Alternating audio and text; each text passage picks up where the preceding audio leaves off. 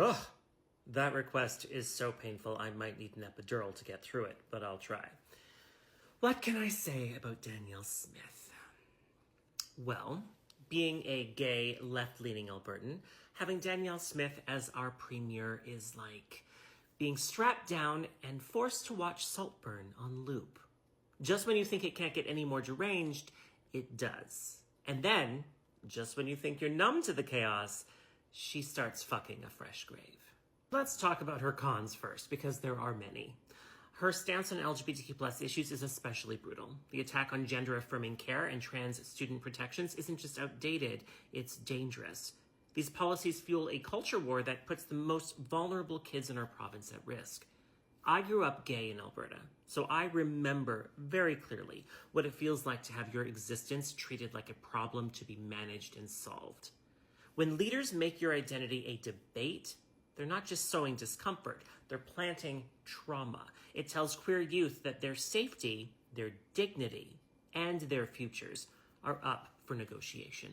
Then there's her greatest hits of contradiction. One week, she's keynoting a Republican convention in Florida, on Alberta's dime, I might add. The next, she's pledging loyalty to a united Canada, while simultaneously introducing legislation that preps for Alberta's separation. It's governance by whiplash, and I'm dizzy just trying to keep up. On Indigenous rights, climate, and public health, the bar isn't just low for Smith, it's in the basement. Her approach to climate change borders on denial, framing it as an inconvenience rather than an existential threat. Her devotion to oil and gas is almost touching. If only she showed half as much interest in Indigenous sovereignty or protecting vulnerable communities. And yet, in fairness, there are some pros. I had to squint to see them, but they're there. For instance, Smith is a sharp communicator, in the way televangelists are, smooth, confident, and deeply fluent in the fears of her flock. While most politicians tiptoe through sanitized focus group mush, she barrels in with weaponized sound bites designed to rile her base and own the Liberals. Her bluntness hits home with anyone who thinks Ottawa is a four-letter word, and say what you will, but she is smart. She knows exactly how to work a crowd, especially when that crowd already agrees with her. But that same communication style often slides into pure theatrics.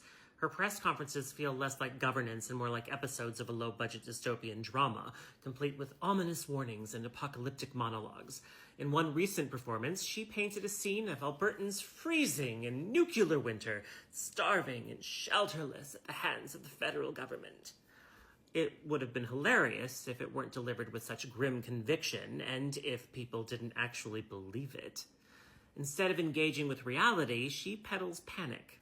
It's manipulation designed to fear, not inform. I also truly appreciate her push for greater provincial autonomy, not because her approach is flawless, but because the conversation itself matters. Decentralization, if done right, can empower provinces and lead to more responsive governance.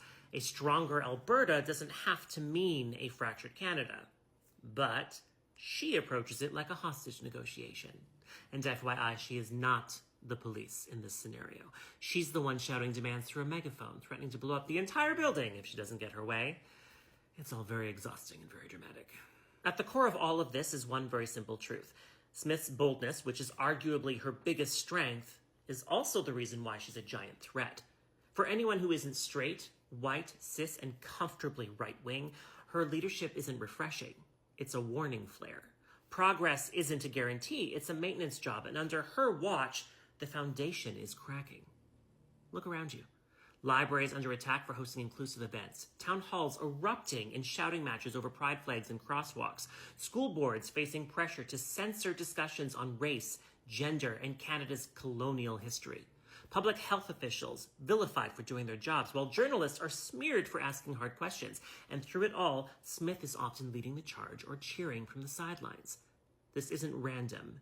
It's a pattern, and patterns become policy if no one pushes back. Look, Smith is not evil, and it pains me to admit that.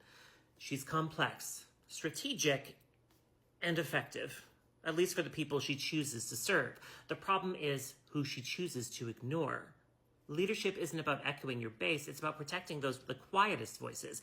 And on that front, she's not valiant, she's villainous.